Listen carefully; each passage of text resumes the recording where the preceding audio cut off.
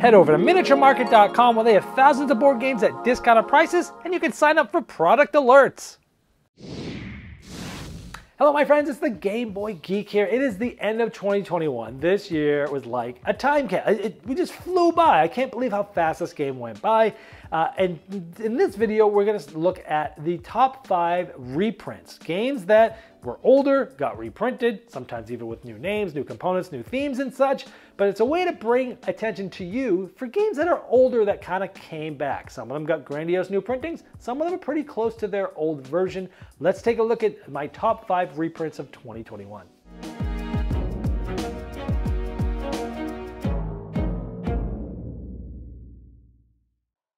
Number 5. This is called Unfathomable. This is basically a reprint of the very popular and impossible version to get called Battlestar Galactica, which is a huge, grandiose, 3+ hour social deduction game where in Battlestar Galactica, now Unfathomable, there are players that of course are good and some players that are bad, they're hybrids. And this is sort of it's set in the sort of Arkham universe there with Cthulhu and such. And you're basically the good guys are trying to get the boat all the way to Boston, and the hybrids are trying to get it to not get there and sink before it gets there. This is sort of a heavier, longer social deduction game, but they took a lot of what Battlestar Galactica did. They changed the theme, they streamlined some of the mechanisms, they changed some of the things, they added items, I did a full review of this game. Actually, I think it was a first impressions, but talked about how we talked with Greg about how it compared with Battlestar Galactica. So if you want to know how these compare, go back to that video, listen to that. But overall, this game did a great job in production. If you like these longer, heavier social deduction games, this one is a fantastic one. And since Battlestar Galactica has been out of print for very long, this is a way for players to play that basic system, which I agree with many people that it's a better version of the game. They've really thought about how the different mechanisms work. It feels very similar, but at the same time, there's some differences that make it better. Unfathomable, my number 5 best reprint of the year. Number 4. The next one is a trick-taking game called Anansi. Now this was a game called Eternity back in the day. This is from Handlebar Games.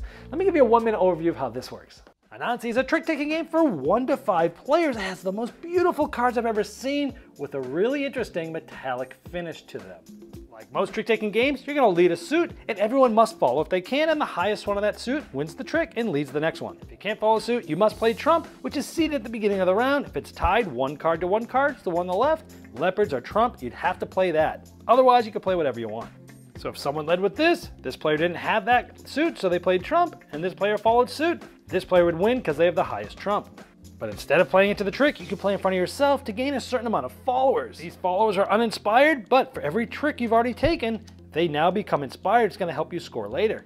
And that card goes into the trump column, allowing you to change trump throughout the round. At the end of the round, if you've inspired all your followers, each of those will be worth 1 point. But if you have an exact match of followers to tricks taken, you'll get bonus points depending on the first, second, or third round. But if you didn't get enough tricks and you have some leftover uninspired followers, you get 0 points for that round. After the third round, whoever has the most points is the winner. This game is probably one of the most beautiful card games I've ever seen. The coating on the cards, the way they look, the way they shine, like it looks like a game that you should be playing in a nightclub. Like it is so beautiful. But the trick taking itself is so clever too, where you're trying to figure out when to play tricks, when to possibly try to just play cards as followers to try to change trump, but also try to change it to make sure that you get these followers to try to, max out or evenly get as many followers as tricks. It's sort of a way of like, you're kind of like bidding in real time as the round goes on as to how many tricks you're gonna take, and you're trying to get them match up well. Now I did mention in my review that I have a problem with like the regular scoring. There's a variant scoring where every the bonuses for each of the 3 rounds stays the same. That's the only way I play this game because I feel like the other way kind of broke it. But the game is fantastic. It's a great looking game. It's a really good trick-taking game. It'll make you think very different from other trick-taking games, and it's just a breeze and a pleasure to play. Anansi. Check out my review for that one. Number 3. The next one is a very popular game that got reprinted as a 2nd edition. It's called Suburbia. This is from Bezier Games. Let me give you a 1-minute overview of how this works. Suburbia is the definitive city building game for 1 to 4 players where you'll be planning, building, and developing your small borough into a major metropolis. You're trying to end up with the largest population. And you'll do so by raising your reputation and by placing tiles similarly to the computer games SimCity and Skylines. But not all tiles gain you reputation like the museum and the recycling plant. Some of them lose you reputation like the slaughterhouse or the office of bureaucracy. But those tiles can gain you more income depending on how you build your city and how others build theirs. That income will help you purchase other tiles that can gain you even bigger benefits, like the new car dealership. Or it can help you purchase a tile you really need before any of your opponents get a chance to. Suburbia has beautifully illustrated tiles and the game looks as stimulating as it is to play. And it's organized by awesome game trays that make setup easy and cleanup a breeze. Yeah, when Suburbia Collector's Edition came out before this, a couple years ago, it was amazing because they came out with all new artwork and all grandiose components, and the game needed a remake because, not from a mechanical standpoint, but from a graphic design standpoint, the first edition didn't look great on the table and it steered a lot of people away from the game. When they did the Collector's Edition, that allowed them to redo all the artwork, do crazy components, and just made the game out of this world. Now this second edition essentially is all the new artwork from the original, from the new Collector's Edition, but it doesn't have all the crazy grandiose components. It doesn't have the expansions in there. So if you wanted like a newer, better version of Suburbia than the first edition that looked really good on the table, but you didn't want to shell out all the money for all the expansions, all the crazy components, this is like the perfect sweet spot for that because now it's available in this beautiful package. And it is such an amazing city building sort of economic game. I mean, Suburbia is an awesome game as it is, and this edition brought it to the masses again with all the newer players that are playing these days with the great artwork, Suburbia's second edition. Number 2. Now this next one is one that would have made my top 10 of the games of the year, but it had a release, a very small release, think in 2017. This is called Iberian Gauge. Let me give you a 1-minute overview of how this works. Iberian Gauge is a train game for 3 to 5 players where you're trying to have the most money at the end by investing and influencing different rail companies. And over the course of the game, you're trying to buy stocks in those and then raise their values by influencing them. But as players invest, they actually go into a treasury that this company will use in order to build throughout the game. But it's the players who determine what and where they build using the money of the company. Like working together to get to a big city, making your dividends go up and the stock value. And dividends is cash now because you're going to be making dividends for each of the shares that you own. For example, the purple, pink, and green players are going to earn shares. Purple's actually going to get 2 of them for 14 bucks. But you have to be careful because if someone gets too powerful, the other share owners might just waste their money building into expensive spots to dwindle the funds. And with clever play, you can set yourself up to have other companies lease from you, giving you money when you need it the most. So in this case, yellow would pay right to the purple company, which is a great way to raise funds for the company because they'll run out eventually. And after a series of investing and building rounds, whoever has the most monies with all their shares and money in hand is the winner. Yeah, as I mentioned, this game would have been in my top 10 of the year, but it had come out in 2017. But it looks like there's one forum post, I think, from that first edition. It seems like it was a very tiny little release in Germany.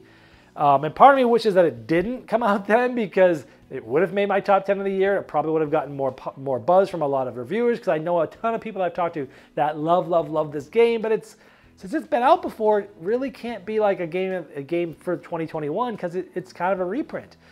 So unfortunately, this is the best I can do is put it number 2 on my list as best reprint of the year. This game is fantastic. It is the most unique sort of stock rail game that I've played. It takes the box is 60 minutes, it's more like 90. But this has some of the most interesting interactions with players when the railroad itself has its own treasury, but you're managing that treasury, but so is everyone else that owns shares in that. And you can really work together and do well for that company, but if someone has more shares than you in that, well, people start to tank it and do really bad. But then you're like finding ways to oh, you know what, I can run over here and lease my other company's track that I own money in to give me money here. It's just, there's lots of if you're looking for a railroad game with a lot of interaction, this is it. Fantastic game, Iberian Gauge. Number 1. All right, my number 1 reprint here. I recently did my top 100 video games of all time, just in the last 2 months. My number 2 game in that series was this game, Mr. Jack in New York. Now you can go back and watch that video as to why that game is so amazing. But it's been out of print for a little while, and so this year they just reprinted a new version. I'm not even sure it's quite here in North America yet. I got an early copy. I actually reviewed it. I had actually never reviewed this game. In this game, you are, it's a 2-player asymmetrical game that takes 30 minutes to play. One of you is Jack the Ripper, one of you is the investigator. Jack the Ripper is secretly disguised as one of the 8 characters in the game, and the investigator is trying to figure out which one of those 8 is them by deduction and ruling things out as the game goes on. And Jack is trying to hide and at the right time try to escape or trying to last 8 rounds. Each of the rounds is really interesting, where one player gets the first move, the other player gets 2 moves in a row, and then that first player gets the last move. Very interesting take, push and pull, tug of wars. You're building the board as the game's being played, where you're putting different tokens out, like metro stations that allow you to jump around. Lights that help you stay in the light to catch Jack, or parks that allow you to hide if you're Jack. You're literally creating the board as you're playing it. Game has a ton of tension. It's similar to like a hidden movement game, even though it's not, because Jack is moving in a hidden way, but he's actually on the board. You're just trying to figure out which one is him. This is a fantastic game that soon will be back for more players to play it. In the new version, it's new art. They've shrunk the board, shrunk the cards, and shrunk the box so they could sell it at a better price and make it easier to afford, because it's just basically tiles, a board, and some tokens.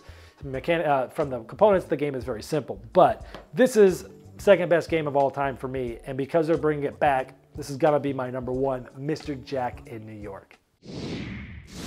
All right, well, I hope this helped you find possibly some new games that are on your radar, some older ones that are now coming back that maybe you never even played the old ones. Maybe you always wanted to, but you never had the chance. Hopefully now you know about my 5 best ones of this year to look out for, to try to give them some more buzz of ones that were maybe forgotten about, some of these, and now they've come back. Like Iberia Gage, I don't know anyone that knew about that beforehand.